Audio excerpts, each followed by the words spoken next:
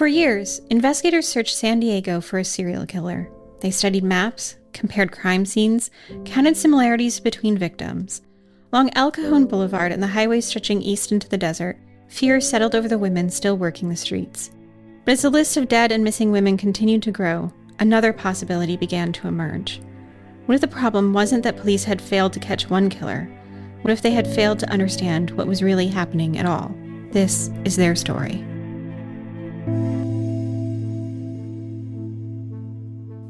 Hi, I'm Vanessa. And I'm Amy. And you're listening to She Goes by Jane. At the end of this episode and every episode, we will be joined by a special guest who will read an original poem by Amy Baker about the women we're featuring. This week, we are joined by Jennifer Elise Cox. Hi, Vanessa. Hi, Amy. Vanessa, you know this, but our listeners don't know this. We are on Patreon now. We are. That's pretty exciting. This is our official relaunch of our Patreon. Do you want to tell everybody what we have on there? Some of the perks are ad-free and early listening to our episodes. Huge bonus in my mind. We also share little notes each week about our episodes. So you get to hear my thoughts. You get to hear Vanessa's thoughts on the case that we covered. Because I think sometimes, we try to stay more neutral in some of what we're saying in our podcast, but I think you get the behind the scenes, what's going on when we're thinking about it. So it was a fun thing to put those thoughts into a note. Yeah. Just the writing of it felt like more closure for that episode, but also as a little bit of an extra reminder of the women and their existence and how we are individually processing that, because we don't talk about our own feelings so much as questions we're having, or if something's making us feel just the basics, like sad, or this case made me angry. It was a nice thing to actually think that through and complete those notes. And then in addition, you get a printable copy of the poem, which we have our wonderful guest readers. You don't actually get to see what it looks like on the page. Mm-hmm.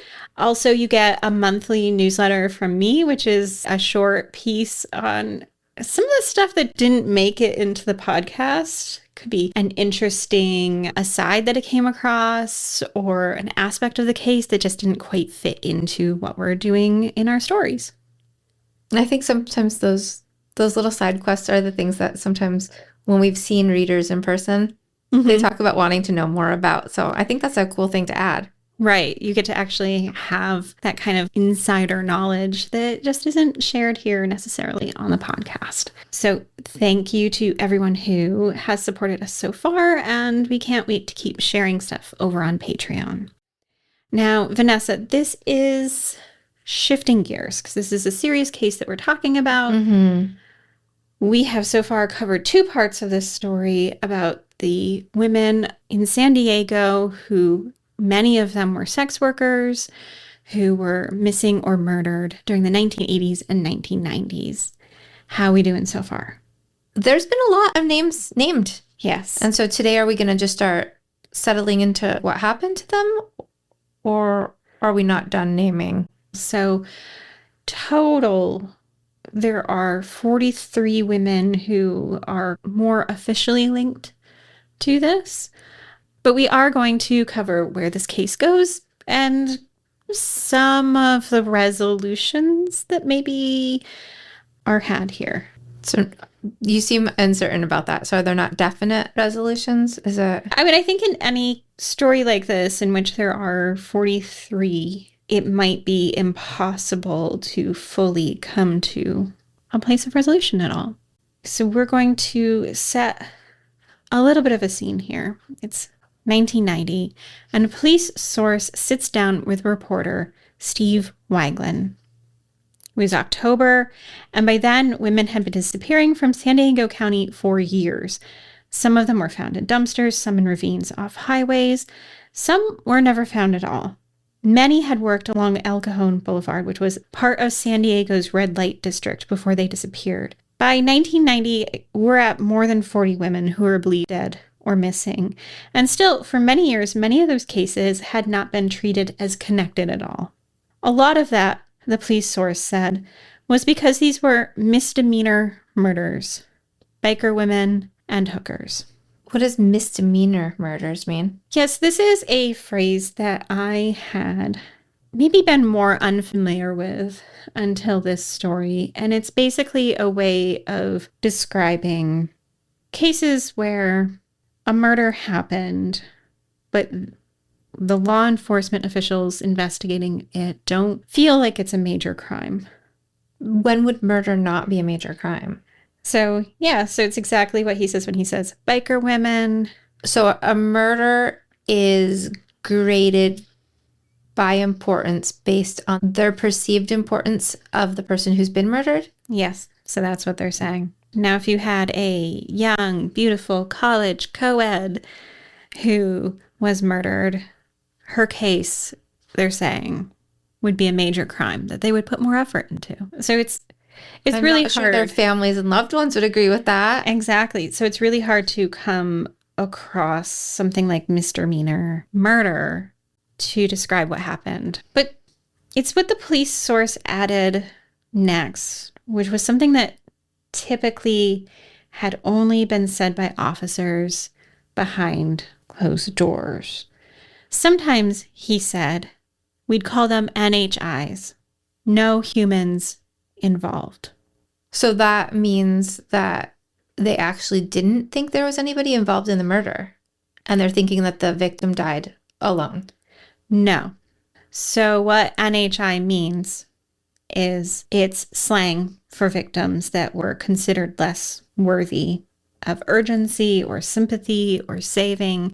They're essentially calling these women not human. Okay, so that takes it even to a much more upsetting and really gross place compared to what I thought, where they're adding different values to different people. Is that a term they use secretly? So this has been used across the country for a long time, long before this police source sat down with this reporter. It's not something that was typically known to the outside world. This was used between cops. And it didn't bother any of them? It does not seem to be. Okay. So specifically in this San Diego case, they're using it to attach to the women. And these women are living at the intersection of addiction, poverty, and sex work. And so they are saying, one, these cases are misdemeanor murders. And two, that the women who were killed are not human. Why apply to the victim and not to the person who committed the crimes? Why is the person who committed the crimes more worthy of getting away with it or having a life than the person who struggled with addiction or sex work? Yeah. And I think what they're really, getting at is that the outside world starts to see these women specifically as disposable. And the police officers are saying, yeah, they are. So that started this episode off at a very bleak point. Where are we going from here? I mean, this entire story is incredibly bleak. I mean, understanding this as a mindset will help us, I think, understand exactly the trajectory of this investigation and how these cases were handled. And really, by the time investigators start to ask whether these cases are connected, dozens of women are already dead. Now, in the first episode of this series, we shared the stories of Donna Gentili and Cynthia Main. These were two women who were connected not only by friendship, but by the systems they were navigating, which were the vice squads, the informant networks, police misconduct, and the very dangerous reality of trying to survive on the streets of San Diego in the mid-1980s. Now, as a reminder, Donna was murdered and her body was found in a ravine, and dirt and gravel had been shoved in her mouth and down her throat. Cynthia disappeared. She is still missing. In the second episode of the series, we really widened the lens and looked at what was happening in San Diego at the time. For years, one of the central questions was one person responsible for what was happening in San Diego, or was something else happening? Because as more women vanished from El Cajon Boulevard and the surrounding areas, some investigators were beginning to wonder whether or not they were hunting a serial killer. And those questions would divide investigators, they would shape headlines, and they would change the direction of this entire case. So once it became a serial killer potential, then it became more important. Yeah, it shifts a little.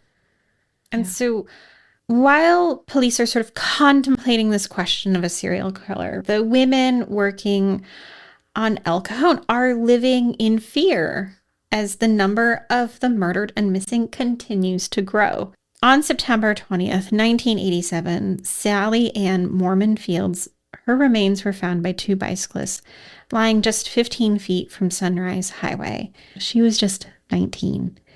Like many of the other women, she had been involved in sex work, and she was also friends with Anna Varela, whose body had been found just months before and who we mentioned in our last episode. Just days later, Sarah Finland Thornton's body was found in Alpine. Sarah was unhoused and had done sex work, and we covered some of her story in the second episode as well. With these victims, investigators began firming up their position on the possibility of a serial killer. These two cases brought the series aspect into focus, Lieutenant Bill Baxter said. We always considered it a possibility, but we didn't pursue it as such until these deaths. Before, we couldn't draw any links. Now we have some common denominators. That suspicion began to deepen less than a month later. 24-year-old Diana Moffat was found murdered. Diana had been raised in Seattle, and eventually she ended up in San Diego working as a sex worker. Things sort of seemed to quiet down after Diana is found murdered. Months passed without any new victims being added to the tally, and the women at El Cajon started to breathe just a little bit easier. But on April 13th, 1988, an unidentified body was found on Black Mountain Road in Rancho Bernardo. She would be logged originally as a Jane Doe, one of the unidentified women linked to this growing list of victims. Nearly 2 years later, she'd be identified as 25-year-old Sherry Galbraith. A month later, Melissa Sandoval's body was found just 30 yards from where the Jane Doe's body, which we now know is Sherry, had been left. The petite 20-year-old had been strangled and left in the brush on the side of the road. And like many of the other women, Melissa had become addicted to drugs and had used money from sex work to pay for her drugs. The last time anyone saw her alive had been on El Cajon. June 11th, 1988 brought another murder. This time 27-year-old Janet Moore, who was found stabbed to death in her apartment. Then 1 month after that, another. Sandra Swick, a 43-year-old originally from Florida, was found on Sheephead Mountain Road not far from Interstate 8. Then in October, 31-year-old Diana Ampera Luna was found dead along 32nd Street. November brought the murder of Cynthia McVeigh. Cynthia, who often went by Cindy, had never been arrested for sex work, but her husband said that she would do it on occasion to earn money if she needed it. And the last time anyone saw Cynthia alive, she'd been shooting pool at a Carlsbad bar. She and a friend had applied for a job in the card room at the bar, but only the friend had been hired. So Cynthia stuck around that night drinking tequila sunrises, and she wasn't ready to head home when her friend was. Cynthia McVeigh was found strangled to death near State Route 76. December brought two more murders. Linda Marler, who had worked along El Cajon, and Denise Galloway, who had been found strangled to death. It was a never-ending pattern of murder, one it was getting harder and harder for law enforcement to ignore. So by the end of 1988, even the San Diego sheriff, who we reported in our last episode, when he'd said that there wasn't a disproportionate number of women being murdered in San Diego County, he likely had to rethink his position on that. Right. What would be an appropriate number? Yeah, but the question of who was killing them and why they were being targeted and whether their cases deserve serious attention at all those questions were still haunting San Diego County officials. By September 1980, the mounting pressure had really become impossible to ignore. People are starting to get upset. This is 3 years after Donna Gentili's murder. Authorities formally created what would become known as the Metropolitan Homicide Task Force.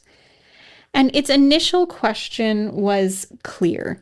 Could the still unidentified Green River Killer from Seattle be operating in San Diego too? So we covered the Green River Killer. Yes. So it was around the same time, but he's in Seattle and we're in San Diego. Would that even make sense? You know, the targeted victims fall into the same pool of being sex workers. Okay, so it's an original idea that only this guy had. The question was, were the gaps and shifts in time that they were seeing in Washington State, could that then leave him opportunity to travel/move to San Diego? Was this a serial killer who simply relocated? Now, two San Diego homicide detectives, Thomas Street and Craig Henderson, they travel to Seattle to meet the Green River Task Force. There is a lot of reasons to suspect that Green River is connected to the San Diego killings, Street said at the time. The thing that's perplexing is that we can't find a signature that links these bodies together. In turn, the Seattle investigators urged caution. From their perspective, San Diego's cases did not appear significantly more connected to Green River than dozens of other murders reported around the country. So they're saying, yeah, hey, like you have a problem in San Diego, but there's nothing that really stands out that says this is a Green River killer. So, but by then, this theory had already escaped containment. Newspapers began running stories openly speculating that the same killer stalking women in Seattle could be hunting women in Southern California. And even after Seattle investigators started to distance themselves from this theory, the idea of a single serial killer just remained deeply appealing in San Diego. Because a single killer meant a single explanation to what was happening. Easy peasy, right? Yep. Now, Thomas Street, he does have a doctorate in human behavior. He becomes one of the strongest proponents of a theory of the serial killer. Despite the difference between many of the cases, he starts to see a pattern emerging along Interstate 8. Maybe it's not the Green River killer, but maybe there's something to be said about a serial killer. Well, I think there is still potential for that. Now, the other thing too, and I don't know anything about Thomas Street, but it seems like if you've gone through all of that schooling in human behavior, not that anyone wants to find a serial killer, but wouldn't you kind of want to find a serial killer at that point? Like, so you could be the guy that caught a serial killer. So this thought could be exciting to him at the same time, where like, oh, I'm going to solve all these at once. Plus, I'm going to be the guy that discovers a serial killer. And I do think that the concept of a serial killer is deeply appealing to many for those very reasons. Not just Thomas Street, but other members of the task force and law enforcement and newspapers. That headline would sell. It would. Now, to back up his theory, some of the things that he was collecting in his head about maybe there is a serial killer here. Now, many of the victims had been discovered east of San Diego. They'd been discarded near rural areas, which had kind of branched off from this interstate. And Interstate 8 itself cuts directly through this region. It stretches from San Diego east into Arizona. And it's just miles from El Cajon Boulevard, where many of the women had last been seen alive. In my opinion, Street said, there is a serial killer working Interstate 8 targeting prostitutes. Thomas Street really felt like he had this methodical approach to this investigation. Lacking a clear suspect, he began analyzing the victims, trying to pinpoint commonalities in them and the ways in which they were murdered to come up with a theory of who this person might be. In 1988, Street sat down with reporter Catherine Spearnack to talk about the case and the profile he was developing of the killer. In looking at the women of El Cajon, he noticed that they didn't fit a stereotypical image of what people believe sex workers might look like.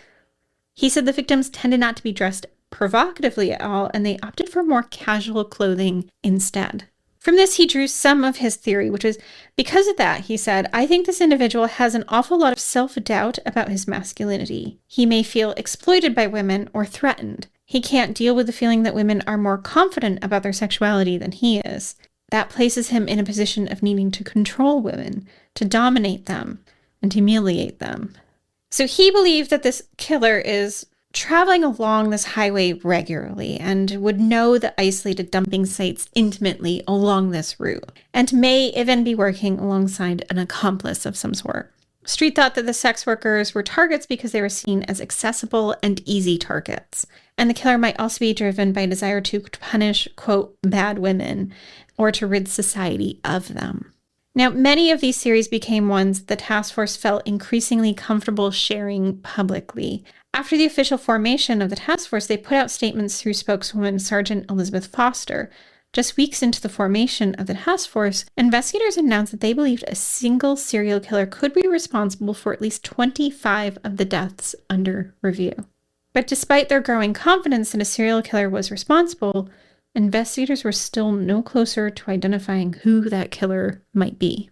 The first arrest in the murders happened long before anyone considered linking the killings together. So this happens way back in 1985. A 27-year-old man named Terry Wynn Millard was arrested in the stabbing deaths of a man named Charles Irwin, who had been killed in a supermarket parking lot, and a woman we talked about last episode, Patricia Carnegie Smith. Patricia had been found beaten and stabbed to death in an El Cajon motel room in 1985.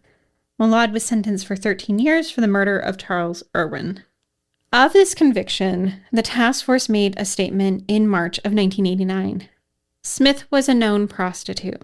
The case is being treated as of interest, but not apparently linked to any other cases. In April 1986, convicted felon Donald Crouch pleaded guilty to murdering Linda Freeby. Linda had worked as a sex worker, and her husband had dropped her off so that she could do some shopping. Because of the manner of her murder, having been strangled to death and then stabbed, investigators had initially wondered if her murder could be linked to several others where the mode of murder was similar. But they struggled to connect Crouch to other murders, particularly as the body count grew after his arrest. And then there was Ronald Porter, a 40-year-old mechanic who was arrested in 1988. He was accused of picking up a woman who we have not mentioned at all before. Her name is Annette Russell. Annette was a 29-year-old sex worker who had been out on El Cajon, and she'd gotten into a vehicle with Porter. He'd driven her out on Interstate 8 and then down Buckman Springs Road, which is a dirt road in a remote area of the county. There, he choked Annette until she was unconscious and then left her in the dirt. Likely the only reason she survived is because a deputy patrolling the area saw a car driving away from the area and investigated this remote spot. And that's how he found Annette. Porter was found guilty of this attack in 1989, and the task force added this to their win column. Annette had survived, so she wasn't added to their growing list of murder victims, but a man who had an MO of attacking and strangling sex workers had been arrested. Did they ever attribute any of the victims to him? We will get there. We will get there. Okay, so we're remembering Ronald Porter. The next arrest was Alan Michael Stevens. He's a biker who sometimes went by the name Buzzard. He had been accused of murdering Cynthia McVeigh, who's the woman who had wanted to be the card dealer in Carlsbad and whose body had been found near the Pallette Indian Reservation. Early on, investigators took note. It was the same area where 2 other victims on their list had been found. To many, these arrests looked something like progress. When we're at 4 people, plus there's still enough victims for a serial killer or 2 or 3. Yeah.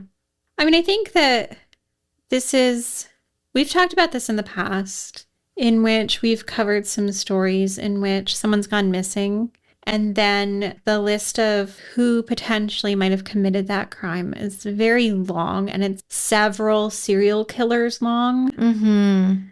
Just sitting with the possibility that it could be any number of these serial killers. And then with this story, we're also sitting with the fact that could there be several serial killers? Could there be one serial killer? Could there be a serial killer plus a bunch of random guys? Could it be all just a bunch of random guys? One murder per victim would be extremely horrific, but it's also a possibility, right? Yes.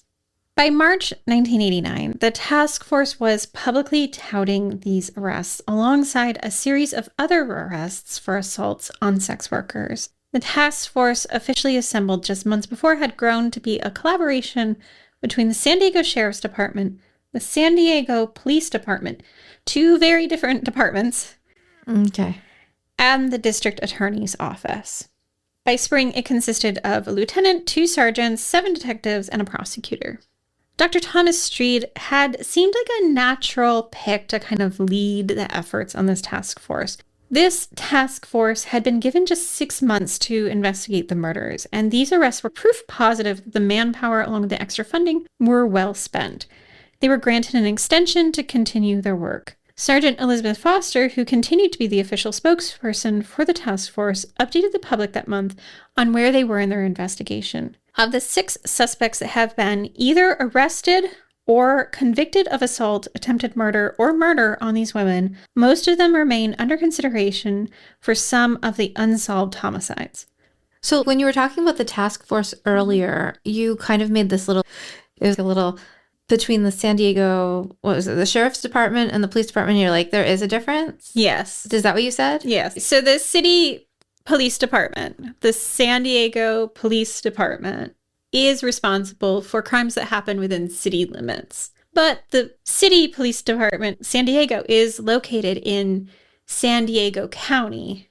Okay. And the rest of the county, besides those other municipalities who have their own police force, is the jurisdiction of the sheriff's department. So there is some kind of overlap of the crimes here. So while this task force is assembling their list of women whose deaths and disappearance should be looked into more closely, the families were kind of left in the dark about the status of those cases. And one of those was 29-year-old Rose Ritter. Rose, who had been a friend of Cynthia Main and Donna Gentili, had been found dead on April 23, 1987. Her nude body had been discovered by farm workers in a field just feet from Interstate 8.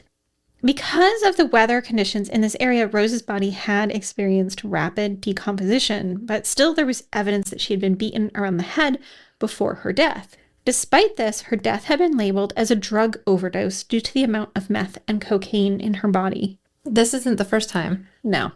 So because there's drugs in the body, we're going to ignore the wounds outside of her body. Yes. So by which, I mean, could someone have been both beaten and then had an overdose? Absolutely. Of course. And then the coroner's job is to rule what is the thing that killed her. We'll be back in a moment.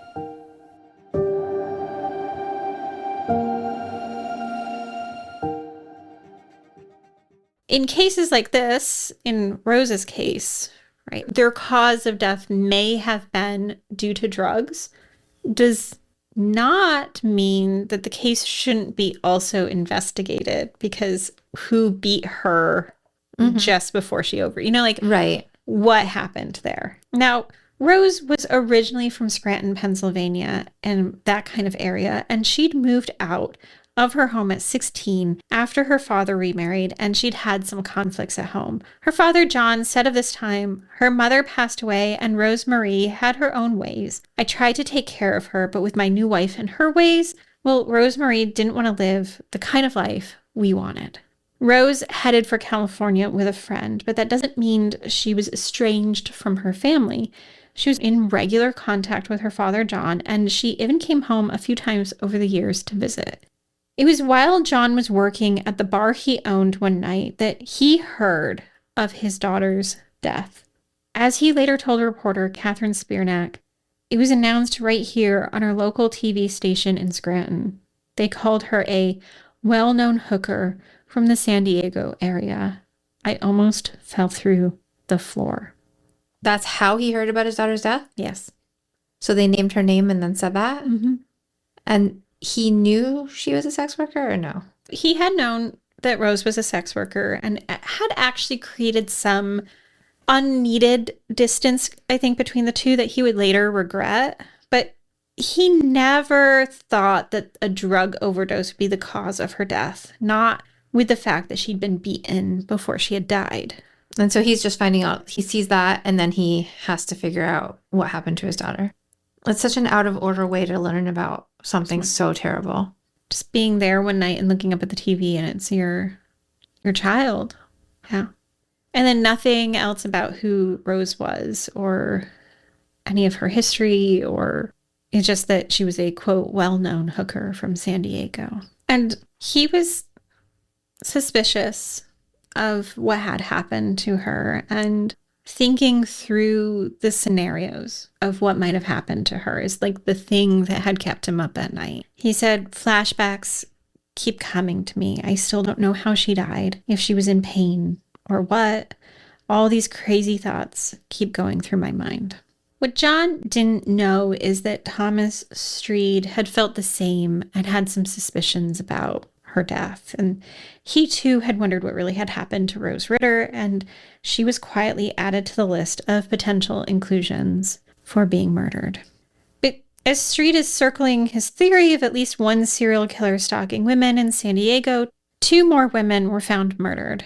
Nicolette Dry, a 22-year-old, was found in the desert on July 10th, 1989, and Margaret Orozco Jackson, 48, who was found strangled outside a rural home in San Diego County. The rope that was used to kill her was still around her neck.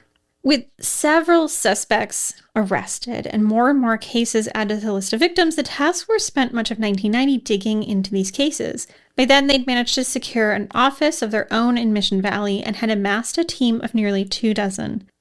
And as the task force became increasingly separate from its contributing organizations, questions began to arise about what exactly was happening over in Mission Valley. By the summer of 1990, there had already been rumblings from Bob Bergreen, the head of the San Diego Police Department. He was pulling his team, rumors said, from the task force despite their successes. He denied these allegations, instead sending one of his team to take a closer look at what the task force had found about Donna Gentili's murder, because hers is one of the most high profile of these set of murders. When asked specifically if this man's goal was to pull the police department from the task force, Bergreen said, absolutely not. Instead, I want him to give me a full report on what the task force is doing, what it has been able to determine so far, and what resources are needed in the future to solve these cases. Meanwhile, an unnamed supervisor at the sheriff's department told reporters that a shakeup was coming soon.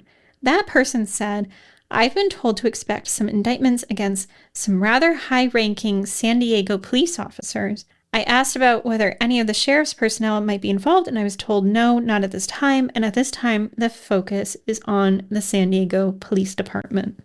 That soon the task force began investigating not just outside perpetrators who may have harmed these women, but the investigators themselves.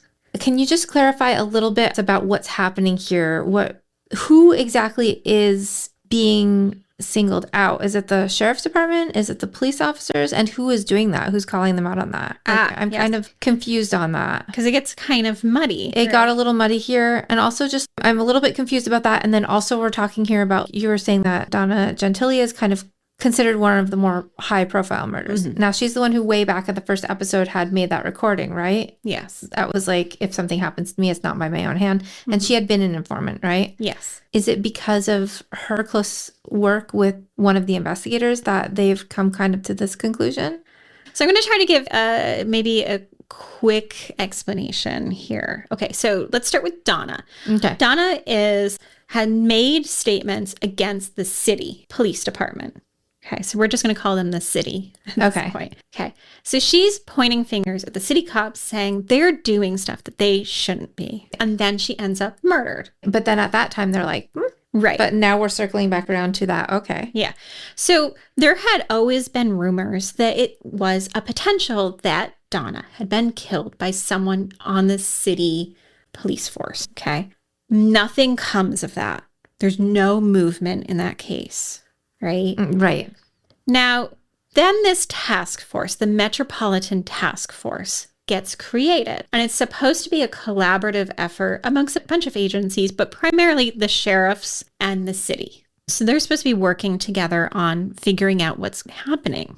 Now, this starts to kind of come to a head at this point, because what is happening is you've got the city, the head of the city police, who's saying, hey, what's going on over there, the task force? I'm going to pull my guys from the task force, right? Unless you tell us exactly what is going on, what exactly are you looking at over there? And I don't think that you're looking at Donna's murder closely enough. Then you have the task force who's like, what do you mean? We've been investigating this entire time. Then an official from the sheriff's department is like, oh yeah, well the city guys are getting upset because the task force is coming forward with some evidence against the city police.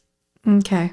So the city police is saying look harder, but they also don't want them to look that hard. That's what kind of the sheriffs are starting to grumble about. Okay. Yeah. So you have these two kind of opposing forces that are happening here. Yeah. Okay. All boils down to that now we are starting to look at the investigators. So it's clear at this point that the task force is about to say something about law enforcement involvement in something. Okay. So people are getting a little tense about what's happening. There's suspicions, but then also some major tension happening among the task force. Exactly. Okay. So we're just all eyeballing each other at this point. Okay. Now, in September of 1990, it's clear that there's a growing interest, I would say, in solving Cynthia Main's disappearance and Donna's murder. I can tell you that we are looking into the disappearance of Cynthia Main, Deputy District Attorney Bonnie DeMonis said. And the question about what happened to Donna and Cynthia had haunted their loved ones for years because nothing had been happening. Mm-hmm. Donna had been a police informant for internal affairs and had offered statements against the city police department. She was murdered shortly after. And then you have Cynthia, who had also been an informant, but this time for the Vice Squad. And she had started a relationship of some sort with John Fung, who was a member of the Vice Squad. And entries in her diary had indicated that this was a romantic relationship.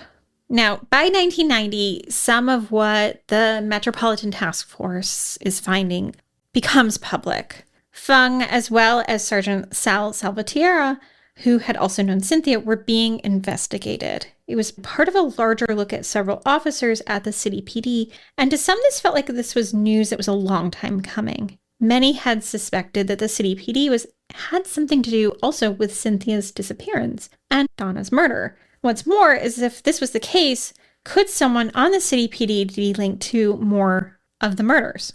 Cynthia's former boyfriend told the press something that many were quietly thinking. He said that Cynthia, quote, cried when Donna was dead. And she said the cops did it because she knew Donna was going to snitch on cops and the cops wouldn't take it lightly.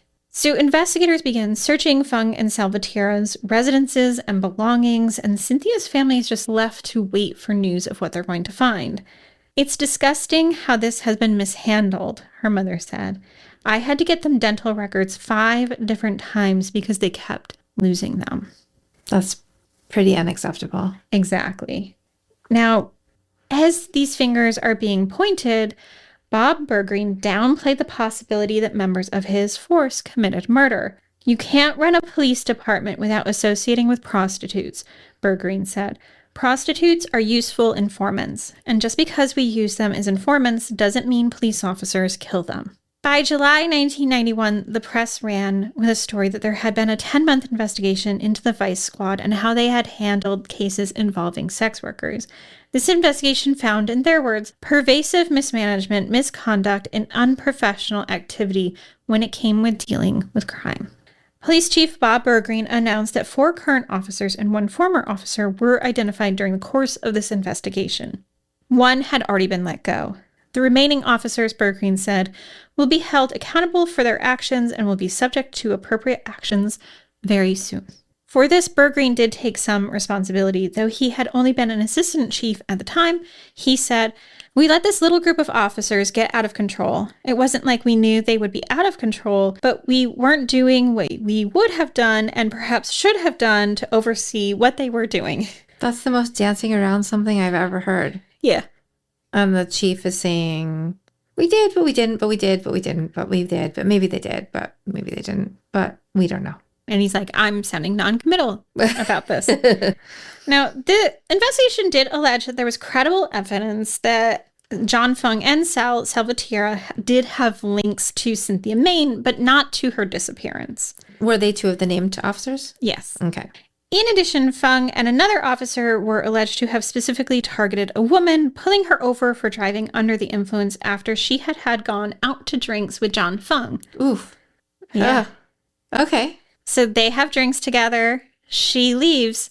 He has someone pull her over. What would even the point of that be? Because then they say, we'll cancel your arrest if you agree to become an informant. Oh. Yeah. And then there was another additional finding in the report, and the task force made clear the allegations that members of the San Diego Police Department had interfered with the San Diego County Sheriff's Department investigation of Donna's murder were unfounded. So they're saying that nobody interfered with it? They're saying, hey, what we found is there was no interference from the city in the sheriff's investigation into Donna's murder. Huh. Now, this finding came in opposition to what Tom Streed had said from the start, that he had actually been warned away from investigating Donna's murder by a member of the city police force, and that he had long suspected police involvement. But perhaps his statement isn't too unusual, because by the time the report came, Thomas Streed was no longer in the Metropolitan Task Force. He'd later sue, alleging that he'd actually been forced out. He claimed, when my investigation began to focus on a possible law enforcement connection to the death of Donna Gentili, my efforts were systematically and repeatedly thwarted and undermined. So that's the end of Thomas Street? Yeah. That's it. So he claims that when he was investigating that line of thought, they basically forced him out. And then he says later, he claimed that they would define him as a loose cannon, and they continued to act against him until basically they forced him into an early retirement. That's awful. But no matter what Thomas Streed believed, Bob Bergreen had a different perspective on the findings. Compared to what's going on elsewhere in the country, I'd call this small potatoes corruption. It's corruption that we're not going to put up with. About murder? Yeah, so they're not linking any of the officers to any crimes against Donna or Cynthia in terms of murder. At that point? Or ever? Ever. So that's it. That's done. It's not them. It's somebody else. Yeah. That wasn't what I was expecting. It seemed blatantly obvious for a few of the women that it's a higher possibility than the Green River killer might be involved. Yeah. By that November, there is disciplinary action against Fung and Salvatierra. Fung and Salvatierra were suspended for 20 days, and when they returned, they were transferred to patrol duty. And another officer would get a 10-day suspension for hiring a sex worker for a bachelor party. One ranking official who asked to be anonymous said that he felt as though the suspensions were not severe enough given the gravity of the evidence that showed that Fung and Salvatierra's interactions with Cynthia were not professional or following any of the city's guidelines. So he didn't go so far as to, make any allegations against them, but he just was like, what they did, what we know that they did, that deserved a stricter punishment than they got. And these disciplinary actions did little to help answer what happened to Donna or Cynthia. The same question since the first episode remains. Yep. Now, the findings of the task force in the investigation into officers didn't leave a sour taste in local officials' mouth. Far from front-page-worthy headlines, they'd caught a serial killer. The task force had seemed to simply uncover some, in their minds, low-level corruption. The expense of the task force went beyond financial. Everyone began looking at how the task force was making the local law enforcement agencies look. The perception of the once lauded task force was beginning to kind of crumble a bit as the press was turning away from covering who killed the women of San Diego to accusations of police corruption and case mismanagement. But under all that were the accusations that the task force had actually dallied on the cases. The street had been too fixated on the idea of there being a serial killer that cases went unsolved, particularly in the case of Donna. Gary Shans, who had taken over the task force investigation in August, said, the case was mishandled at the beginning because Street had a theory of who did it. If he talked to someone and that witness did not corroborate his theory of the investigation, the information was discarded. That's a bad way to conduct an investigation. I mean, I do agree with that to a certain point, that he was very, very fixated on the serial killer part of it. But I also thought when he finally got this idea of what happened to Donna, that he was also on the right track with that. And that's at the point where they deleted him from the task force completely. So is this a genuine thing that they're feeling, or is this still just more of them covering up? I think that those are questions that even today, as we are recording this, are not yet answered. I feel like Thomas Street is the only person who knows the answer to that question. I've watched some interesting interviews with him, and he has many thoughts. Okay. Whether or not Thomas Street was correct was almost not important as the fact that a single serial killer had provided kind of a more palatable answer to the truth that was slowly unfolding, that there were likely many men targeting sex workers in the San Diego area at the same time, and probably some of them were also serial killers. A single serial killer was just easier to hunt than an entire system that had been making it easy for these men to prey on these women. In 1991, a man named Elmer Nance, who was 63 years old, was arrested for murdering Nancy White. Nancy had been murdered in 1986 after her car had overheated and she pulled over on the side of the road. Nancy was not a sex worker, nor did she have a drug addiction, which were two things that had differed from many of the other women on the list. His conviction in 1992 largely rested on a taped confession that he had made, and it had actually prompted Superior Court Judge Bernard Revec to say, "I hope you did it, Mr. Nance. The thought that you didn't do it and were convicted of this horrible crime would haunt me for the rest of my life." Later that year, Brian Jones was accused and later convicted of several murders. Most articles about his trial actually never mention their names, the names of the victims, which is shocking to me. But they were Tara Simpson, 18, who was found inside a dumpster behind his apartment. She had been set on fire. Trina Carpenter, 22, who had injuries to her neck that autopsies concluded led to her death due to strangulation. Trina's body had been found inside a duffel bag and set on fire.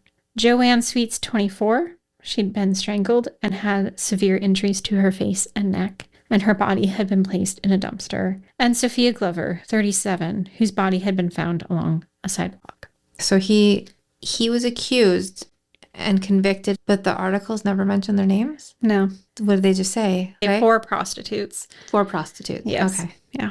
That was their language for it. Instead of a list of names. Yeah.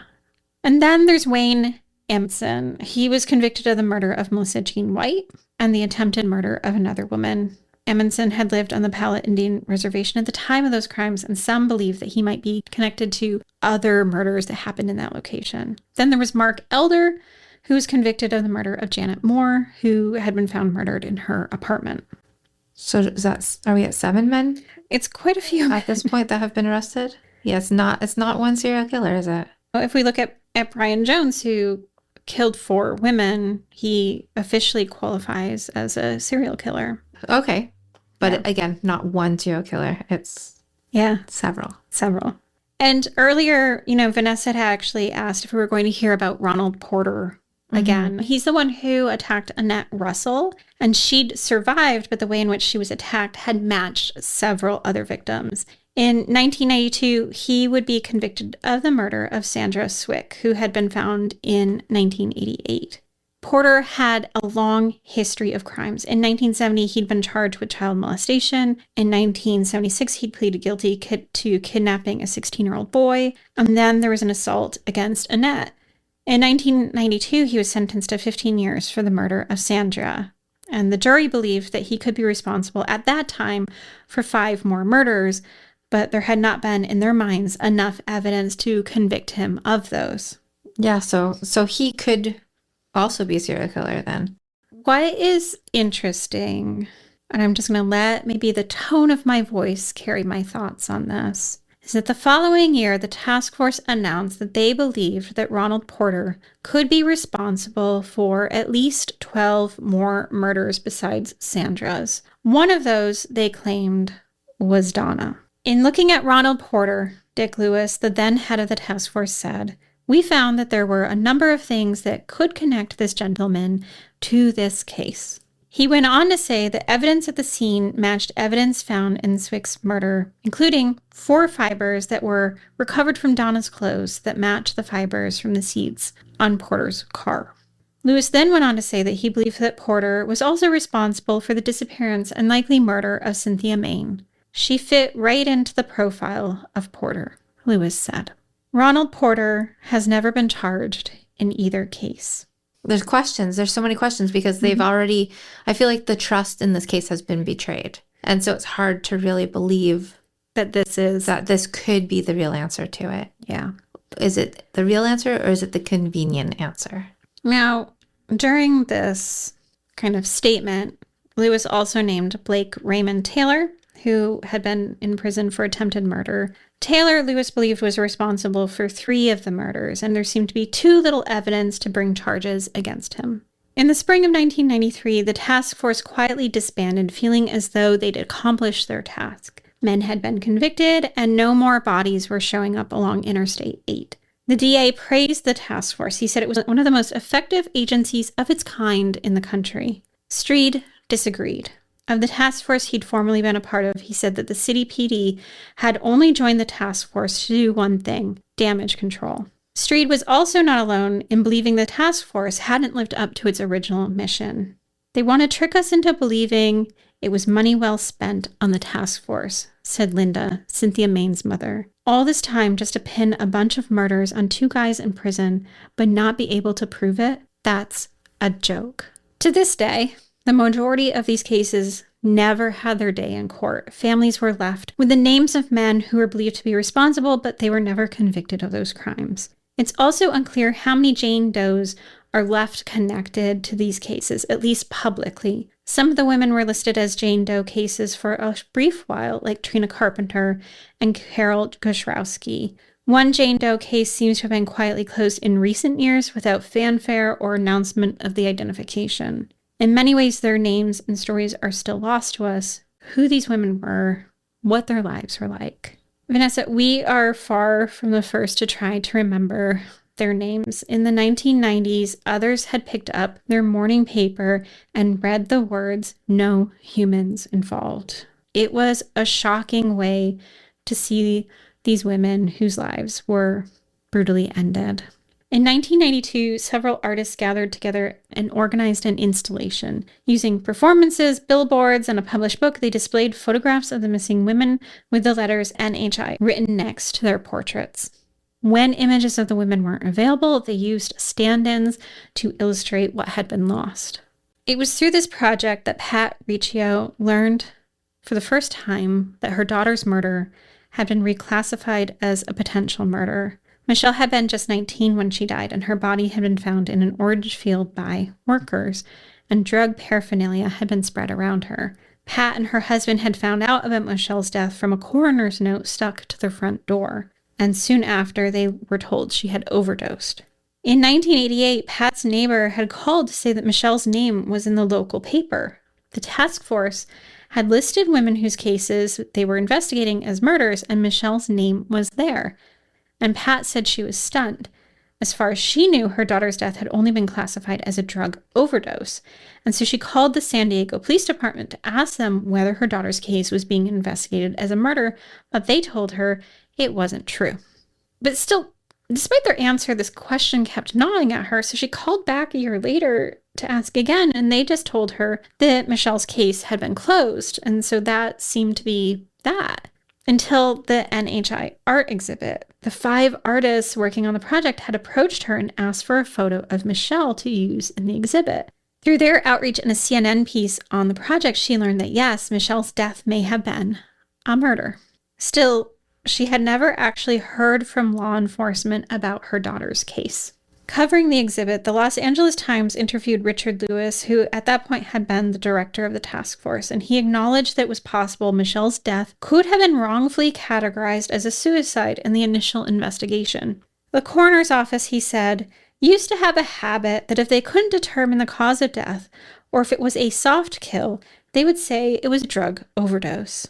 I seriously questioned some of that. He then promised to reach out to Michelle's family.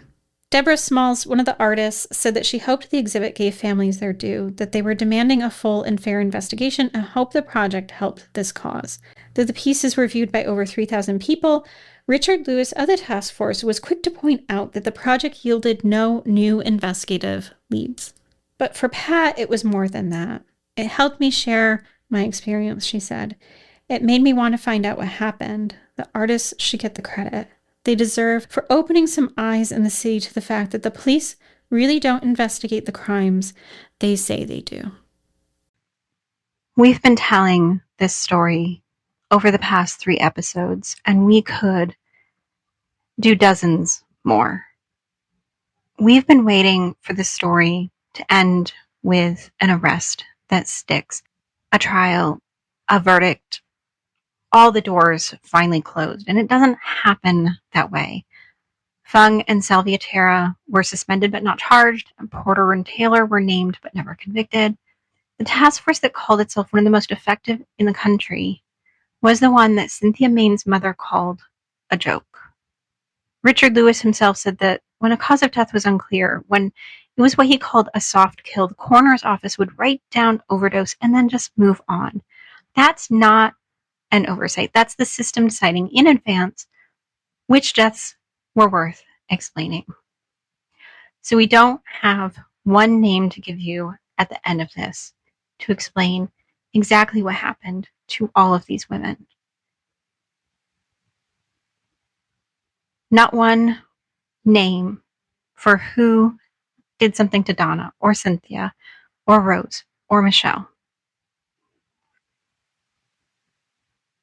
But maybe that absence is the answer. Maybe the system was not built to give this one because they decided in advance that these women didn't matter. But we're here to say that they do. We are now going to listen to Amy's poem, Boulevard Elegy, read by Jennifer Elise Cox.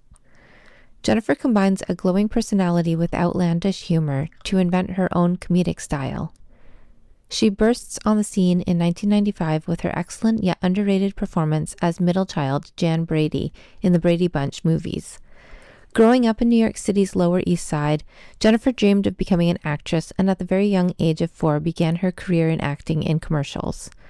Before comedy and film, Jennifer, a highly trained ballerina, performed dramatic roles in New York stage operas such as Don Giovanni and Madame Butterfly before the Brady Bunch movies set her on her path to create her unique comedic roles. She has appeared in numerous films and TV shows such as Fear and Loathing in Las Vegas, Ed TV, Bewitched, The Backup Plan, Spooky Buddies, and stars in the upcoming indie comedy Out West, which she also produced. On television, Jennifer is considered one of Hollywood's go-to improv comedic actresses, creating hilarious characters on Web Therapy, 10 Items or Less, Love Spring International, as well as many memorable guest starring roles on CSI New York, Will and Grace, Nip Tuck, 6 Feet Under, and so many more. Boulevard Elegy for the missing and murdered women of El Cajon Boulevard, San Diego, California. Hot wind scuttles down El Cajon every night, under yellow pools of streetlights and the glare of car lights. It sends dirt into swirls and eddies like the ocean. Our souls need saving, a street preacher says, lurking through alleyways, hoping for a glimpse of our skin, the deep hollows of our breastbones. It's all theater, their hands folded in prayer while in the dark we sketch rib cages, the fragile architecture of our lives. Where were the rooms where we cared for one another? Where were the beds where we wept each time we were found? Neighborhoods blur past bus windows. We search for hair swinging in long ponytails. It's our hands reaching, cheeks diamond-studded with tears when we hear the same news whispered from one woman to the next. Lips close against our ears with the dark truth. In this life, we look for each other, moving through the dark, hoping each moment to settle alongside each other at the bus stop.